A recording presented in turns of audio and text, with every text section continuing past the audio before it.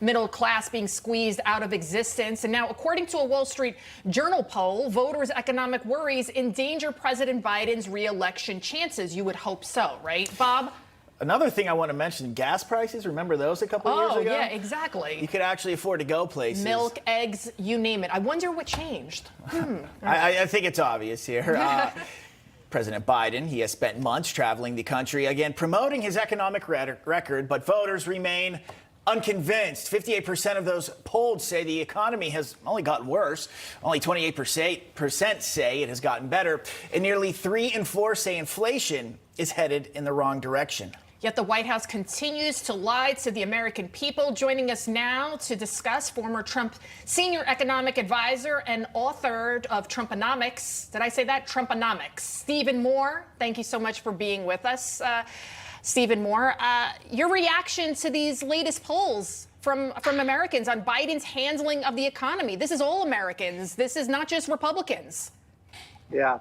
Well, by the way, I would say that Trumponomics has worked a lot better than Bidenomics has. And I think that's really going to be a key feature of the election if it does turn out to be Biden versus Trump. I'm one of those people who do not think that Joe Biden will be the Democratic nominee, but I think Trump will be.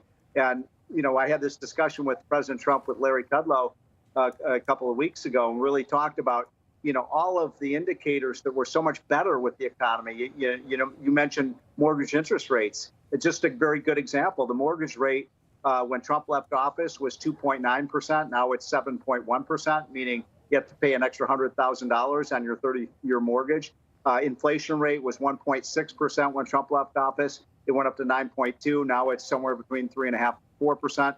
You see what's happened with people's incomes. The average family gained about $6,500 in real income under Trump. Under Biden, the average family has lost about $4,000. So I'm hard pressed to find a single statistic that looks better today than when Trump left office. Steve, I want to switch gears here real quick while we got a little bit of time. Britain's second biggest city, Birmingham, declared itself bankrupt because it can't afford nearly $1 billion it owes to women it underpaid in the past. Well, bankruptcy is in addition to financial challenges already faced due to inflation and the increasing cost of social care. Life's not fair. I don't think it's possible to turn back time and atone for anything that might not have been fair throughout human history. But they're trying to do it there, it seems like, in Birmingham. What's your thoughts on that? What's happened in our big cities across America, and I consider Birmingham to be a medium to large city, is a really good example of how Biden's policies have really hurt the poorest among us. You know, rich people have done fine. The stock market's done pretty well under Biden.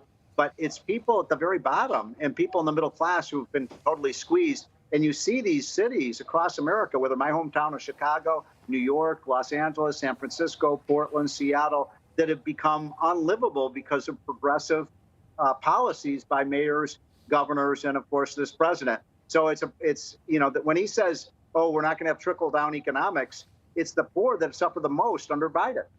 Absolutely. And you see Democrats from San Francisco to New York City all up in arms now.